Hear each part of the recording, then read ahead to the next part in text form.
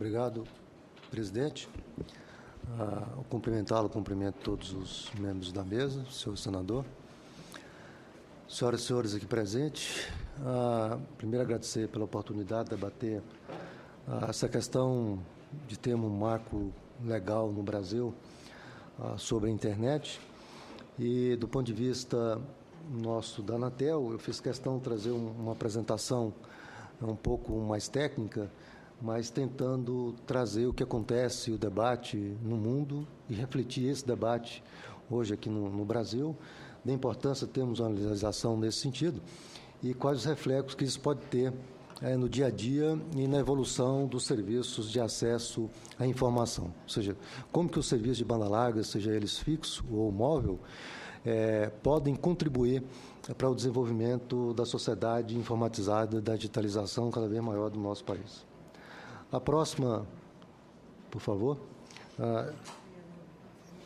Só apertar aqui, à direita. Eu, então, trouxe aqui o conceito que está discutindo hoje no mundo, que é importante a gente discutir essas questões lá, para entender os reflexos e todos os interesses que virão para esta casa aqui, em função dessa discussão, que é essa questão da governança da internet. O que foi discutido e quais foram os pontos mais importantes da última Conferência Mundial de Telecomunicações que aconteceu ano passado em Dubai. Quais foram os pontos que aí, esses pontos que lá estão discutidos, são pontos importantes também que aqui estão sendo discutidos. Esse modelo de telecomunicações hoje, que é um modelo também aberto, com interseção hoje com o modelo que se tornou o modelo padrão, que é o modelo da internet. São dois sistemas particulares aí, um sistema aberto de telecomunicações, de uma instituição também aberta, e também o modelo do TCP/IP da internet. A gente quer só conceituar, para deixar claro até onde vai telecomunicações e, além disso, que não seria telecomunicações, aquilo que é regulado diretamente por nós e o que não é regulado. A internet no Brasil e o projeto de lei, vou dar destaque em conceituação, para nós ficou claro que trazemos aqui para a realização do conceito de internet como sendo um serviço de telecomunicações, e depois a conclusão frente ao que acontece no mundo e quais são as alternativas que a gente no Brasil poderia encaminhar para debater essa questão.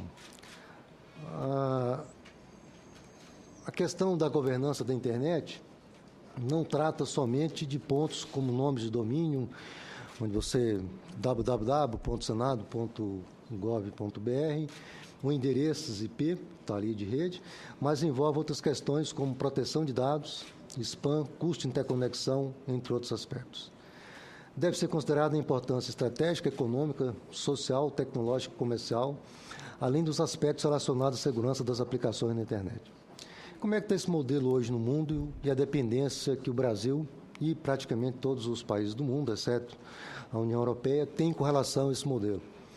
Esse modelo governamental, esse modelo de governança atual hoje é de uma instituição chamada ICANN, ou ICANN, e controlada pelo Departamento de Estado do Comércio dos Estados Unidos, então, e também pelo Departamento de Defesa. A estrutura, então, montada para que isso seja regulado, passa por questões de interesse tecnológico, comercial, econômico, de segurança, e isso atrelado à única hegemonia no controle e no debate dessa questão da governança. Então, tudo que se quer instruir e construir no mundo da internet, o mundo precisa de ter autorização dos Estados Unidos. Por exemplo, se Cuba quiser ter, também ter acesso à internet, é preciso ter uma autorização. Se, por exemplo, o Irã tem interesse, também é preciso uma autorização. Então, o que se debate hoje no mundo é como isso deve evoluir. Se é um serviço de telecomunicações, como o propósito indica, esse serviço de telecomunicações tem que ser um modelo aberto. Esse modelo aberto hoje tem sido debatido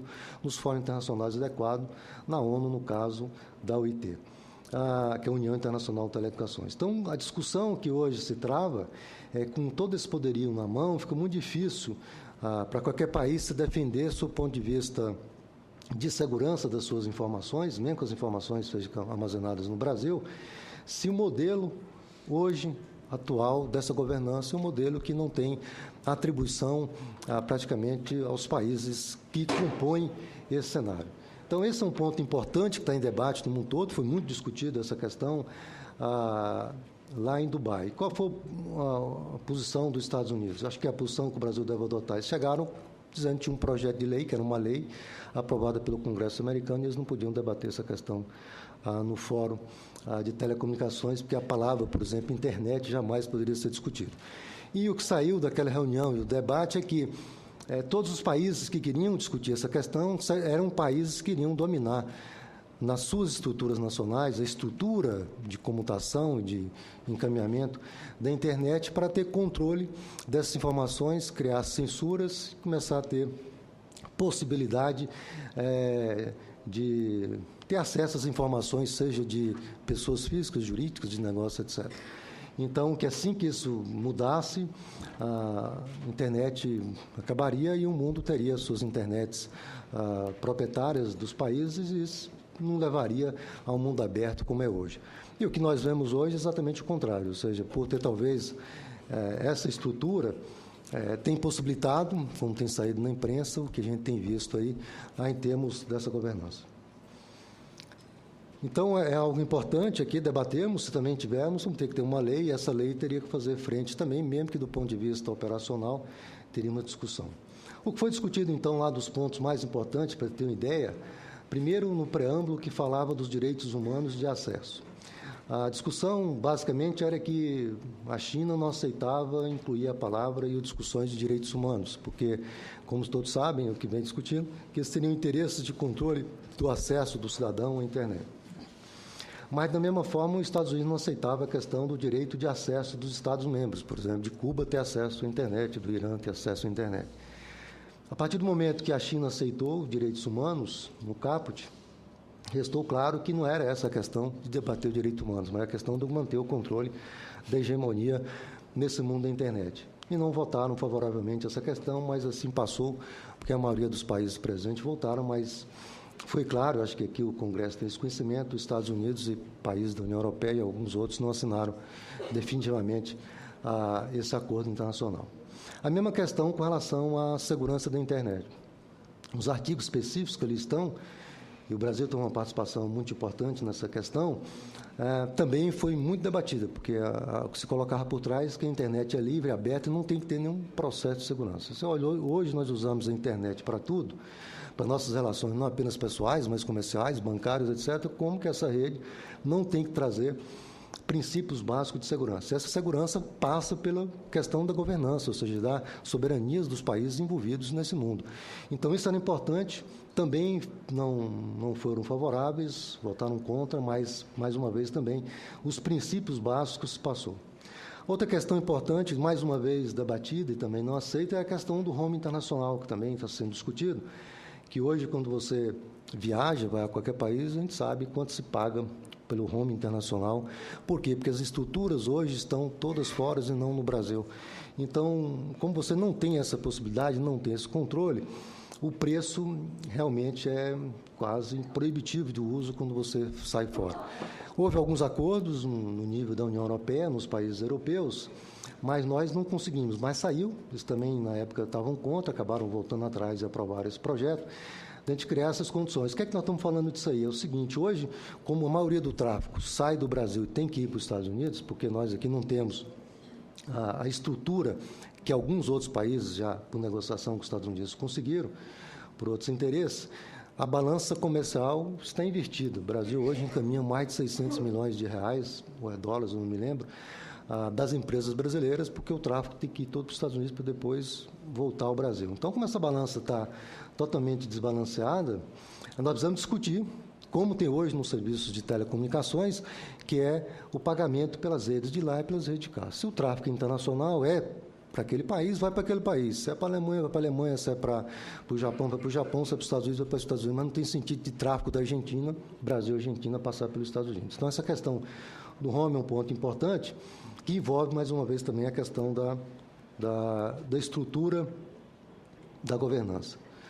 Nesse sentido, o Brasil apresentou essa proposta, também foi aprovada, também contrariamente aos interesses de hoje, dessa governança, uma governança unilateral, que é a possibilidade de estabelecimento de pontos de troca de tráfego internacionais, aí é um pouco técnico, está traduzindo, nível 1, para permitir que o tráfego que é nacional fique no Brasil, que o tráfego que tem que ir para a Argentina, nós vamos ter uma ligação direta com a Argentina, se tiver com a Alemanha, direto com a Alemanha, e assim por diante, e não ter que falar com esses países sempre passando pelos Estados Unidos. Então, vocês imaginam quanto que isso aumentaria em termos de receita dos serviços que ficariam no Brasil.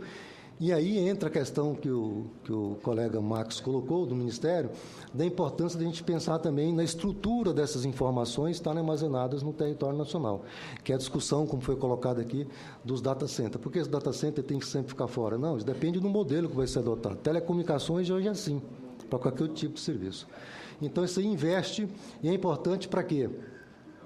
Para que a melhoria dessa qualidade, o aumento da conectividade e da resiliência da rede, incentivando a competição, reduzindo os custos das interconexões e telecomunicações, gerando emprego aqui no Brasil e renda aqui também, e capacitação, porque se eu não tenho recurso para ficar no Brasil, como é que eu vou treinar e instruir os brasileiros para que um dia tenham acesso também a essa tecnologia?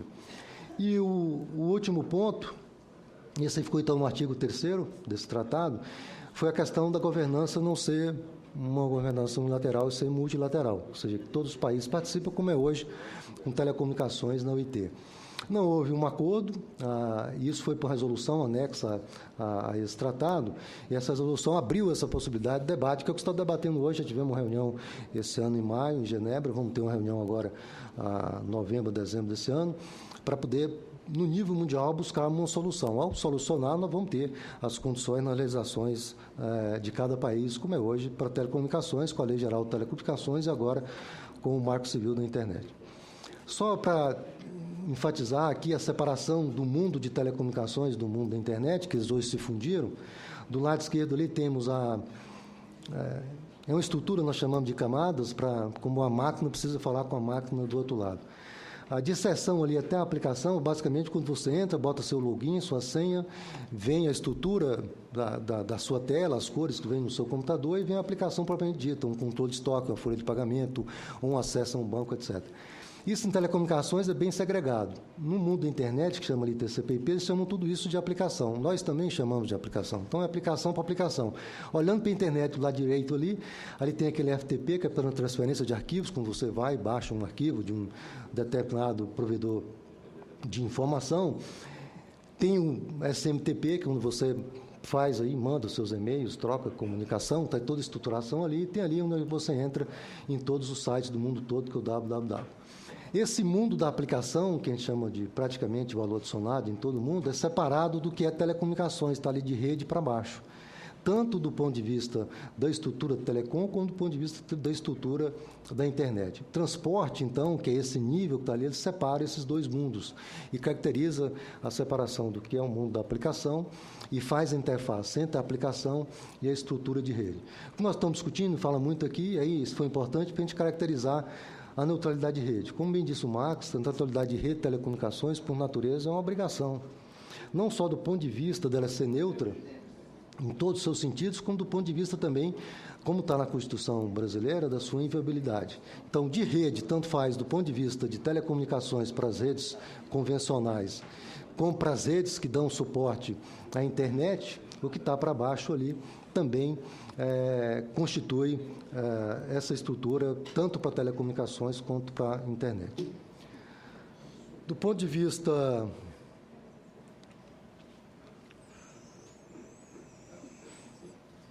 do projeto de lei, aí eu destaco o que está no artigo 5º, que é um dos pontos importantes, que é o que mais assim vem à luz, que é a caracterização do que é internet. Então, pela primeira vez, nós estamos botando numa lei que internet é um sistema constituído de conjunto de protocolos lógicos, fiz questão de colocar os protocolos, estruturado em camada, que possibilita a comunicação de dados entre terminais por meio de diferentes redes. Se é comunicação de dados, nós vamos chegar numa posição clara que nós estamos trazendo para o mundo das telecomunicações o conceito de internet do nível, pelo menos 3 e, quem sabe, no nível 4 para baixo. A Constituição brasileira está totalmente de acordo, no artigo 21, que baseou e criou a Lei Geral de Telecomunicações. Se é telecomunicações, terá que ser por autorização, concessão ou permissão, e a gente separa aí a aplicação do que é telecomunicações. E caracteriza também, além do artigo 155, comunicação para fim de de impostos, como também em outro artigo, já foi aqui citado anteriormente, para garantia do sigilo das comunicações.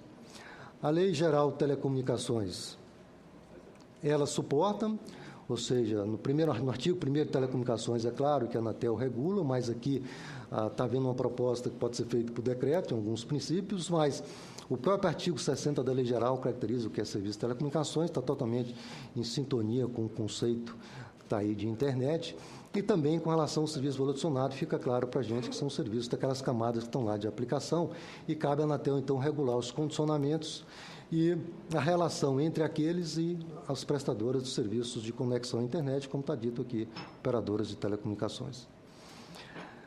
Nessa linha, que é importante agora discutirmos a questão da neutralidade de rede, como está explicitada na proposta do Marco Civil, no artigo 9º, o responsável pela transmissão, computação, roteamento, no caso, são as empresas de telecomunicações, que vão prover essa internet, tratar de forma isonômica qualquer pacote de dados, sem distinção do conteúdo, origem, destino, serviço, etc. E que isso aí será regulamentado por decreto, como já foi dito. E lá embaixo, no parágrafo 3º, que é um ponto que chama atenção, que eu acho por isso que esse debate é importante, a gente tem que ter cuidado ao escrever isso numa lei, muitas das vezes nós podemos criar algum tipo de condições que tornará difícil, de fato e na prática, de garantir essa neutralidade da rede, ao proibirmos, por exemplo, que as empresas que vão ser responsáveis, como está no artigo 9º, de bloquear, monitorar, filtrar, analisar, fiscalizar. Não é o conteúdo do pacote da informação, mas é a informação que aquele pacote traz. Por isso que no próximo slide, a gente discute o que é neutralidade. O mundo hoje não colocou ainda a neutralidade da rede, porque você não tem apenas a neutralidade da rede, você tem a neutralidade em relação a todos os dispositivos que utilizam, que conectam essa rede. Então, você pode permitir que alguns dispositivos, smartphones ou outros, ou equipamentos, possam estar conectados, que garantia que esses equipamentos têm e que eu não vou discriminar nenhum tipo desse equipamento. Para encerrar, senhor. Então, estou encerrando. A outra questão importante é a neutralidade em relação aos usuários, neutralidade em relação aos serviços e aplicativos e a neutralidade também, como está colocado, em relação ao conteúdo. Isso é importante, e aí vem uma figurinha que isso aconteceu aqui no Brasil. A empresa de telecomunicações ela não pode, de nenhuma forma, por isso que ela é neutra, de proibir o acesso de todos aqueles que fazem conexão à internet. E, no caso, especificamente para programas de e-mail, houve uma discussão no mundo com relação ao spam, que deveriam ser bloqueado, por exemplo, o acesso à porta 25, que é aquela porta, desculpa que não está aparecendo, que está ali embaixo, que permitiria o acesso. E as empresas de telecomunicações, então, foram obrigadas a fazer isso. Não queriam fazer porque, na realidade, não estava claro que essa era a atribuição das empresas de telecomunicações, como exemplo de neutralidade. Da experiência internacional, vou trazer a experiência aqui do próprio FCC, que é o órgão regulador americano, onde a neutralidade para ele é intitulada de Open Internet Order. Ou seja, na realidade, ele não está discutindo a neutralidade da rede em si, até porque a própria regulação americana diferencia claramente, por exemplo, classes de acesso à internet, como serviço fixo ou serviço móvel, sendo mais branda realmente com o serviço móvel, que usa infraestruturas de rede de radiofrequência e não de cabos de fibra ótica. Aí tem as características de transparência, proibição de bloqueio e não discriminar também para todos os serviços, separando, por exemplo, o que é móvel do que é fixo. Em síntese, o Brasil tem uma estratégia de Estado atualmente em curso, relacionado principalmente com essa discussão internacional da governança da internet, e que isso tem que se refletir de alguma forma nos projetos de lei que aqui se discutem. O projeto de lei aqui deveria abster-se de entrar em quaisquer aspectos técnicos relacionados à arquitetura, gestão, definição, operação da internet e suas redes. São assuntos técnicos altamente dinâmicos e melhor tratados no âmbito de uma regulamentação setorial. Tinha que ter princípios claros para isso, para que a regulamentação possa vir a refletir isso, uma regulamentação infralegal. Os fatos internacionais recentes mostram que a desregulação total da internet é um mito, que embute estratégias hegemônicas de controle, perpetuação de uma relação assimétrica. Ninguém desconhece a origem da internet, mas a realidade é que hoje ela se constitui uma infraestrutura global de suporte às comunicações e transformadora da economia, da política e das interações sociais.